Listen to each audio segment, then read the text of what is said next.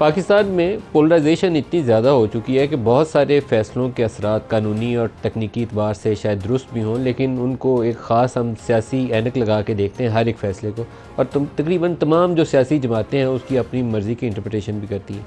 पाकिस्तान तहरीक इंसाफ से जब बल्ले का निशान सुप्रीम कोर्ट ऑफ पाकिस्तान ने छीना तो उसके अंदर यकीनन टेक्निकल फ्लॉज होंगे, तभी सुप्रीम कोर्ट ने वो जो तौसीक की उस फैसले की जो इलेक्शन कमीशन ने लिया था। लेकिन उसके अंदर एक बहुत बड़ी ख़राबी थी कि एक पूरी सियासी जमात सुप्रीम कोर्ट के उस फैसले की वजह से सियासी अमल से बाहर हो जाती है। तो आम तौर पर जमहूरी माशरों के अंदर गुंजाइश पैदा की जाती है, इंक्लूसिव प्रोसेस बनाया जाता है ताकि उसमें सब लोगों की शमूलियत को यकीनी बनाया जा सके। सुप्रीम कोर्ट के पास ये ऑप्शन यकीनन होगी कि वो उसको कह देगा पाकिस्तान तहरीक इंसाफ वालों को कि जाइए ये एक हफ़्ते के अंदर ये फ़्लॉज़ हैं, आप इनको ठीक करके ले आइए, नहीं तो ये इम्प्लिकेशंस हैं, आपसे बल्ले का निशान या रजिस्ट्रेशन आपकी छिन सकती है। सुप्रीम कोर्ट ने वो रास्ता अख्तियार करने की बजाय इलेक्शन कमीशन के फैसले की तौसीक कर दी। नतीजा ये हुआ कि पाकिस्तान तहरीक इंसाफ से बल्ले का निशान छिन गया और पूरी पार्टी को आज़ाद हैसियत में किसी को बैंगन, किसी को चिमटा, किसी को जूता और इस तरह के निशानात अलॉट किए गए तस्दीक में। पीटीआई वालों को फिर भी पाकिस्तानी अवाम ने बड़ी तादाद में वोट डाले और बड़ी तादाद में वो कौमी असम्बली की नशिस्तें भी जीता है, और उसके बाद वो सुन्नी इत्तेहाद कौंसिलर कभी किसी और जमात में शामिल हो रहे हैं। और अभी भी उनके सामने एक अलमिया है कि इलेक्शन कमीशन ऑफ पाकिस्तान ने उनका फ़ैसला ये किया कि आपकी सीटें जो रिज़र्व सीट्स बनती हैं आपकी, वो तो बाकी जमातों में तकसीम कर रहे हैं, आपको मिलेंगी नहीं। तो इस तरह की हम फजूलियात से बच सकते थे माजरत के साथ सुप्रीम कोर्ट से। सुप्रीम कोर्ट को बड़ा सोचना चाहिए था, और बड़ा ये था कि आपने 8 फरवरी को इंतखाबात करवाए थे, आपने एक अच्छा काम किया था। आपने माजी के हवाले से वो सादिक और अमीन के मुतनाज़ा फ़ैसले थे, कंट्रोवर्शियल फ़ैसले थे, मैं नहीं कहूँगा कि उसमें से कोई फ़ैसला था जिसको हम सताइश की नज़र से देखते हैं, वो बुरे फ़ैसले थे। उसको काजी फ़ायज़ ईसा ने दुरुस्त किया, बिल्कुल अच्छा काम किया आपने लाइव कवरेज यूट्यूब के ऊपर दिखानी शुरू की। जस्टिस अतम निल्ला ने इस्लामाबाद हाई कोर्ट से आगाज़ किया था, सुप्रीम कोर्ट ने काजी फ़ायज़ ईसा ने उस पर पहल की, बहुत अच्छा काम किया। लेकिन कुछ फ़ैसले हमेशा के लिए पाकिस्तान की सियासी तारीख़ के अंदर उसके असरात होंगे, और वो असरात ना सिर्फ अदारा फ़ेस करता है बल्कि पाकिस्तान में जमहूरियत का जो सफ़र है वो भी फ़ेस करता है। जो पाकिस्तान में बरतानवी हाई कमीशन है, उन्होंने एक तकरीब के अंदर आज से चंद माह पहले इसी वाक़े का तज़किरा किया कि ये इंक्लूसिव प्रोसेस नहीं था, सब इसमें शामिल हो सकते थे अगर पार्टी सिंबल उसको असाइन हो जाता पाकिस्तान तहरीक इंसाफ को।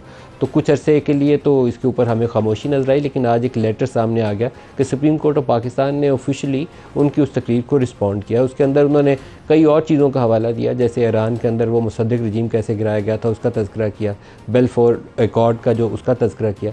लेकिन वापस पाकिस्तान में आ जाए, पाकिस्तान का मुफाद किस में था कि पाकिस्तान में इंडिपेंडेंट एक जुडिशल सिस्टम हो, पाकिस्तान में एक अच्छा निज़ाम हुकूमत हो जो जमहूरी कदरों के करीब तरीन हो, पाकिस्तान में फंक्शनल डेमोक्रेसी हो, फंडामेंटल राइट्स की, ह्यूमन राइट्स की वहाँ पर पासदारी की जाए, वायलेशन ना हो रही हो, उन चीज़ों से गुरेज़ किया गया। तो सुप्रीम कोर्ट का ये ख़त तो मौजूद है, लेकिन मेरा ख्याल में सुप्रीम कोर्ट ख़त ना लिखती तो ज़्यादा बेहतर था, क्योंकि ये वो वजाहत है जो तकनीकी एतबार से हो सकता है सुप्रीम कोर्ट ठीक हो, लेकिन जमहूरी कदरों को अगर सामने रखे तो उसके मुनाफी हो जाता है। और ये तनाज़ा सिर्फ यहीं तक नहीं समेटा जाता, बहुत सारे ऐसे बेहुदा नोयत के केस हैं, जैसे इद्दत वाला केस है, वो ना होता हमें कोई बड़े बड़े लोग उसमें या रियासत उसके अंदर फ़रीक बनती ना नज़र आती। फ़रीक पता नहीं ऑफिशियली है या नहीं, लेकिन उस तरह से लगता है, ये तासुर देना कि एक इद्दत वाले मामले को लेकर हम किसी की तज़हीक या उसकी इज़्ज़त से खेलने की कोशिश कर रहे हैं, गुरेज़ करना बहुत बेहतर होता है, बहुत ही बेहतर होता है कि इसको गुरेज़ किया जाए, ऐसी सतह तक ना ले जाया जाए।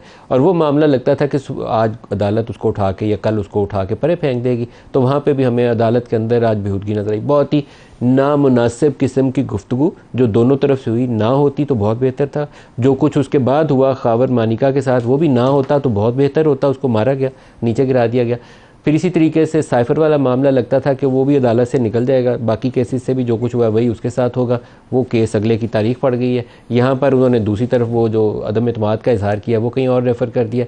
कितनी देर ऐसे खेलेंगे? और जो प्राइम मिनिस्टर साहब हमारे गुफ्तगू कर रहे हैं, वो भी प्राइम मिनिस्टर के शान शान नहीं है कि इस लब व लहजे में गुफ्तगू करें कि अदलिया के अंदर काली भेड़ें। सुनिएगा वो क्या कह रहे हैं। काली भेड़ें जो इमरान नियाजी के लिए तुले हुए हैं कि उसके तमाम के नवाज शरीफ के जमाने में तो कई साल जमानतें नहीं होती थी, आज दिन रात ये मशवरे होते हैं कि किस तरह इसको जमानत पर रहा करके इसके तमाम जुराइम खत्म कर दिए जाएं। अदलिया से, अदालत उज़्मा से कि मेहरबानी करके आप पाकिस्तानी हैं, जज हैं, काजी हैं, अगर पाकिस्तान के अंदर तरक्की और खुशहाली दोबारा वापस ना आई तो ना फिर कोई जज होगा, ना कोई सियासतदान होगा। ये तारीख़ी अल्फाज हैं। सुप्रीम कोर्ट चाहे तो इनको प्राइम मिनिस्टर साहब को तलब कर सकती है, क्योंकि अदालत के ऊपर असरअंदाज होने की इससे ज़्यादा वाज़ेह कोशिश नहीं हो सकती कि प्राइम मिनिस्टर उस मुल्क का दरख्वास्त कर रहा है सुप्रीम कोर्ट से केसों का हवाला दे के। मतलब मैं समझने से कासर हूँ कि प्राइम मिनिस्टर साहब कैसे ये बयान दे सकते हैं। बहरहाल उन्होंने दिया ये बयान। और दूसरी तरफ से हुकूमत चाहती क्या है? हुकूमत ही चाहती है कि क्योंकि पुराने मुकदमे ख़त्म हो रहे हैं और अभी ये तनाज़ा हमने समेटना नहीं है। हुकूमत को कुछ खौफ खुदा करना चाहिए, सियासी तरीके से मसला हल करे, तो इसलिए कुछ नए केस खोल लें। वो केसों की नौयत क्या होगी, सुनिए। का मुल्क तोड़ने का जो आपने एक तहरीक का आगाज किया है, कानून अपनी हरकत में आएगा, और न सिर्फ कानून अपनी हरकत में आएगा, जो गद्दारी का अलम आपने बुलंद किया है, हुकूमत वक्त इस पे पूरा आपसे हिसाब भी लेगी और उसके साथ साथ आपके खिलाफ कानूनी कार्रवाई भी अमल में लाई जाएगी। इमरान खान के खिलाफ मुकदमा की नौयत क्या है जिस पे काबीना ने गौर किया? ये 196 है, prosecution of offences against the state. No court shall take cognizance of any offence punishable under chapter 6 of Pakistan penal code, और ये है पनिशेबल अंडर सेक्शन 108A और सेक्शन 153A और सेक्शन 194A और सेक्शन 195A। ये तमाम जो है ये कहते हैं रियासत के खिलाफ फिर बगावत का इल्जाम हो गया ना जी। Upon complaint, exactly. ये तो अज़मा बीबी रियासत के खिलाफ बगावत का इल्जाम हो गया ना। स्टेट के खिलाफ साजिश तो हो रही है। जो हमारे साथ प्रोग्राम में शुरका हैं, शोएब शाहीन साहब हैं पाकिस्तान तहरीक इंसाफ से, और सीनियर सियासतदान फैसल वाडा साहब हमारे साथ हैं। दोनों को खुशामदीद कहता हूँ। शोएब साहब, ये तनाज़ात अदालत versus establishment versus PTI versus PDM government या शहबाज शरीफ गवर्नमेंट, ये कितनी देर ऐसे चलेगा? पाकिस्तान कितनी देर ये अफोर्ड कर सकता है ये तनाज़ा? नदीम साहब, आपने पूरा अहाता कर लिया, बड़ी खूबसूरत आपने गुफ्तगू की। सबसे पहली बात यह है कि जब एक शख्स की नफ़रत में सारे इदारे इस तरह पीछे पड़ जाएं कि पूरे कानून, आइन, इंसाफ का जनाजा निकाल दें, तो फिर इसी तरह के दिन देखने पड़ते हैं। देखें, आइन के मुताबिक 3 सतून हैं हमारी रियासत के, मुक़र्रना, इंतज़ामिया, अदलिया। लेकिन बदकिस्मती से एक सुपर स्टेट एक रोल किसी ने ले लिया है, वो है इस्टेब्लिशमेंट। और इंतज़ामिया जिसके सरबराह जनाब शहबाज शरीफ साहब की जो गुफ्तगू थी, वो बदतरीन किस्म की PDM 1 की सूरत में उन्होंने कारकर्दगी दिखाई। आज वो कठपुतली से ज़्यादा उसका स्टेटस नहीं है, इसलिए कि वो हारे हुए हैं, ख़ुद भी हारे हुए हैं और उसकी सारी पार्टी भी हारी हुई है। 17-18 सीटों के साथ बैठ के इक़्तिदार संभाल रहे हैं। आपका मामले में जो आज ट्रिब्यूनल का फ़ैसला है, बड़ा धांसू किस्म का फ़ैसला है। वो आखिरी मोहलत दी गई है 47 जी, आखिरी मोहलत 47 था। तारिक फजल चौधरी साहब को कहा गया है कि ये आप कब तक जमा कराएं? उसकी 5 तारीख तक, 5 जून तक। और अगर 5 जून तक नहीं कराया तो वरना उसका राइट स्ट्रक ऑफ हो जाएगा। राइट स्ट्रक ऑफ हो जाएगा। और फॉर्म 45 भी लेकर आए आज। हालांकि 2 दफ़ा उन्होंने प्रेस कॉन्फ्रेंस की कि मेरे पास फॉर्म 45 मौजूद हैं, और हर किसी को मिलते हैं, सिर्फ मुझे नहीं मिले। मुस्तफ़ा खोखर को भी मिले, TLP को भी मिले, जमात इस्लामी को मिले, पीपल्स पार्टी को मिले, उनको भी मिले। और उन्होंने आज उनके वकील ने क्या, उन्होंने कहा जी हमारे पास तो हमारे पोलिंग एजेंट्स ने लिए ही नहीं फॉर्म 45। ये अदालत में कहा उनके? जी, अदालत में उन्होंने कहा। तो अगर वो जवाब के साथ फॉर्म 45 ना हुए तो नहीं लगाते, तो बहुत बड़ा तनाज़ा हो जाएगा। इसका मतलब है कि वो जानबूझ के, चूँकि जज साहब ने 2 बातें बड़ी अहम की थी पिछली तारीख पे। उन्होंने कहा जो एक भी फॉर्म 45 टेम्पर्ड या गलत दाखिल करेगा, यहीं से जेल जाएगा। जो टेम्पर्ड दाखिल करेगा वो यहीं से जेल जाएगा। ये जज साहब जहांगीर साहब है, जहांगीरी साहब, तारिक जहांगीरी साहब। नंबर 2, जो जवाब देंगे उसके साथ एक आपका बयान हल्फी होगा, और वो बयान हल्फी कल कलाम कुरान पे भी मैं हाथ रखवाऊंगा। और तीसरी बात भी की उन्होंने कहा कि इसकी जो फॉरेंसिक है पाकिस्तान और पाकिस्तान से बाहर भी हो सकती है। यानी उन्होंने कहा कि ये ना समझें कि पाकिस्तानी इदारे अगर इसको मैनेज करने में कामयाब हो जाते हैं तो पाकिस्तान से बाहर भी हो सकती है। तो ये 3 चीज़ों के बाद अब वो भाग रहे हैं। NA47 इसका मतलब है कि पहला टेस्ट आ रहा है इंशाअल्लाह। और ना उन्होंने जवाब दिया आज तक, ना उन्होंने फॉर्म 45 जमा कराए, ना उनकी नीयत है। लाए ना, तो खैर पता चल जाएगा कि नीयत उनकी होगी तो 5 जून को जवाब तो जो बातें आपने की है ना, देखें सबसे वाडा साहब से जवाब ले लें। दोबारा आपकी तरफ आता है वाडा साहब, ये बहुत मामला गंभीर शक्ल इख्तियार करता जा रहा है। जो शहबाज शरीफ साहब ने तकरीर की उसके अंदर तो बाकायदा वो जजों से वैसे ही दरख्वास्त करते नज़र आते हैं जैसे 8 फरवरी से पहले उन्होंने कहा था कि हमें 2/3 अक्सरियत या सादा अक्सरियत दिलाई जाए ताकि हम खुद फैसले करें। वो भी दरख्वास्त कहीं कर रहे थे, तो आज जजों से दरख्वास्त करते नज़र आए। मुझे मालूम नहीं है कि ये तरीकाकार कितना दुरुस्त है और कितना गलत है। कुछ रोशनी डालेंगे आप?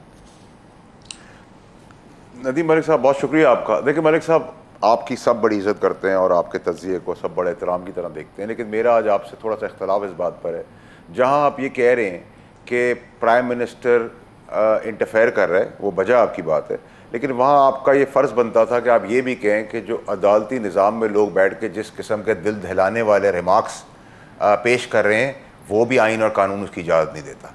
तो हम बात मेरी करें, आपकी करें, अदलिया करें और फ़ौज की करें या प्राइम मिनिस्टर की करें, हम इक्वल प्लेटफॉर्म पे करें।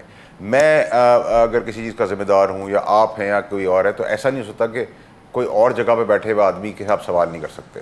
तो अगर जहाँ प्राइम मिनिस्टर की आपको रिजर्वेशन है, और मैं आपकी बहुत इज़्ज़त करता हूँ आपके व्यू को हमेशा से, वहाँ आपकी रिजर्वेशन ये भी होनी चाहिए जिस किस्म के कमेंट्स और रिमार्क्स आते हैं जो इंसान की तजलील कर देते हैं और दिल चीर के पार कर देते हैं, वो रिमार्क्स भी आइन और कानून उसकी इजाज़त नहीं देता।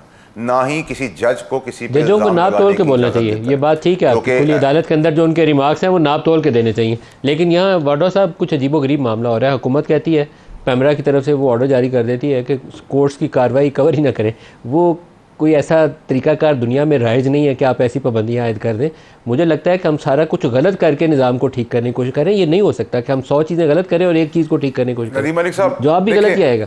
देखिए नदीम मलिक साहब, मैंने जहाँ पैमरा का नोटिफिकेशन पढ़ा है उसमें जो आपने फैसला लिख दिया है, फैसला वो आपको दिखाने की इजाज़त है, बताने की इजाज़त है, लेकिन तहरीरी, लेकिन आपने जो रिमार्क्स दिए जो दिल दहला दे इंसान को, एक अनरेस्ट पैदा कर दे पाकिस्तान में, किसी की हैसियत, किसी की औकात, खुदाई दावे करना शुरू हो जाए कोई भी, वो तो आप नहीं दिखा सकते। वो तो वैसे भी मीडिया की जिम्मेदारी है। अगर मैं यहाँ कोई बात ऐसी कर दूँ तो मीडिया बीप कर देगा मुझे, या मीडिया मुझे सेंसर कर देगा।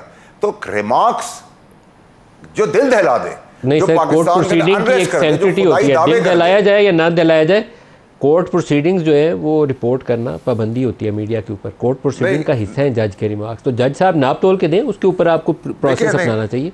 मैं वहाँ आपको सपोर्ट करूँगा। इलेक्टेड प्राइम मिनिस्टर को, इलेक्टेड एमपीज को, इलेक्टेड सेनेटर्स को उनकी तस्दीक नहीं करनी चाहिए।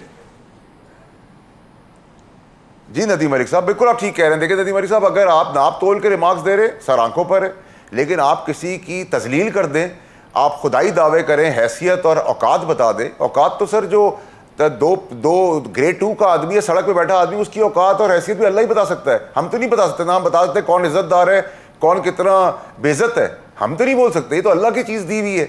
आप किसी को हकीर और फ़कीर तो नहीं बना सकते। इस बात के ऊपर नाप तोल के देंगे तो टीवी दिखाएगा, नाप तोल के नहीं देंगे तो नहीं दिखाएगा। इसमें तो कोई गलत चीज़ हुई नहीं है। आपकी जो जजमेंट है, टीवी को दिखाना चाहिए, टीवी का ये फर्ज है उसको दिखाए, बाबाने दौल दिखाएं।